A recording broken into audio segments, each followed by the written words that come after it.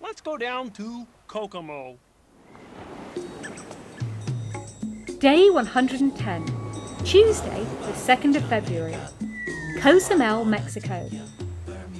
I think I might have already mentioned, in more than a few posts, that I get very bored when left on a no game with nothing but my own deranged thoughts to keep me company. My new muster station, as Queen of Texas Hold'em, is the poker table located on the far side of the casino, near the VIP section. It's a very lonely spot, with not even many passers-by to break up the monotony.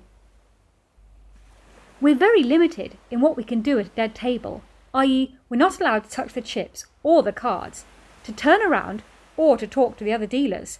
We basically just have to stay in the seat, guard the float, smile and greet any passing guests, while remaining in a sphinx-like position, arms either side of the chip tray, hands on the table.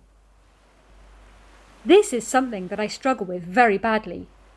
You think with 10 GCSEs and an NVQ in racehorse care and management, sitting still and doing nothing would be achievable, but not so much for me. I fidget and attention seek like an understimulated 5-year-old with ADHD at Easter that's been left unattended in a sweet store. And on the rare occasion that I do manage to sit serenely and let my mind just chill for 5 minutes, all I get is every other passerby commenting that I look bored/tired/cold/lonely/miserable. Delete is appropriate. I can't win. If I sit there smiling to myself like a village idiot, I scare people away. And if I'm minding my own business, looking out of the window to try and spot penguins, I get accused of coming across as a knackered, manic depressive that's contemplating suicide. No, people, that's just my blank, nothing to see here screensaver face. To try and avoid this scenario, I do my very best to find ways to entertain myself, without getting into trouble from my supervisors. I've been trying for the last week or so, without success, to move objects with just the power of my mind. I've tried big things, a rubbish bin, small things, a playing card, and even a round dealer button that I thought might topple over with the motion of the waves if I stood it up, but no dice. Frustrated, but not defeated, today I came up with a new tactic.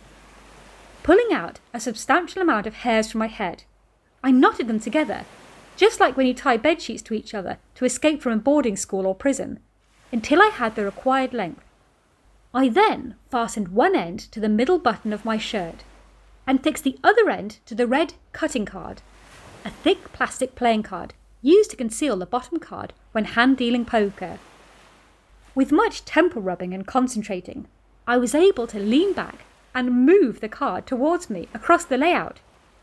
I was delighted with my efforts and practiced my routine until finally somebody came to witness my magic.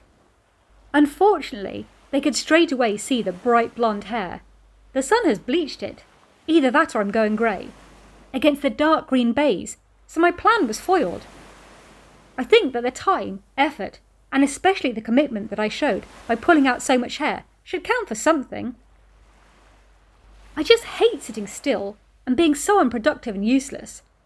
I refuse to sit there glancing at my watch, wishing my life away, so I've been considering learning a new language or skill during this enforced period of solitary confinement.